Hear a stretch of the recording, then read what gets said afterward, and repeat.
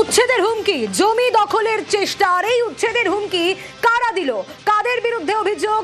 পঞ্চায়েত সদস্যের স্বামীর বিরুদ্ধে এই অভিযোগ উঠে আসছে, যেখানে উচ্ছেদের হুমকি দেওয়া হয়েছে, জমি দখলের চেষ্টা করা হচ্ছে বলে অভিযোগ। একেবারে বাড়িতে ঢুকে মারধরের অভিযোগ।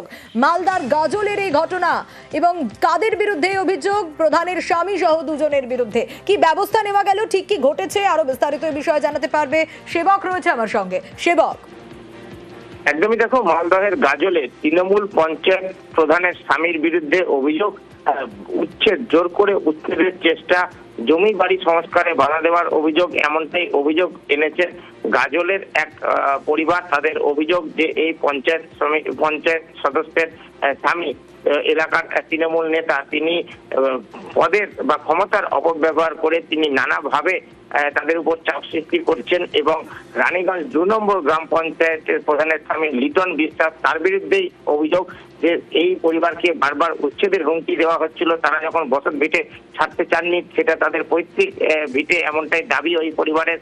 তারপরে তাদেরকে নানাভাবে হুমকি দেওয়া হয়, বাড়িতে ঢুকে হুমকি দেওয়া হয়, স্বামীকে মারধরের চেষ্টা করা হয়, বাধা দিতে গেলে তার স্ত্রীকেও ধাক্কাধাক্কি করা হয়, শ্লীলতাহানি করা হয়, এমনটাই অভিযোগ। যদিও তৃণমূলের এই অভিযুক্ত নেতা তিনি বলছেন অভিযোগ উদ্দেশ্য প্রণোদিত, এই ধরনের কোনো অভিযোগ নাই।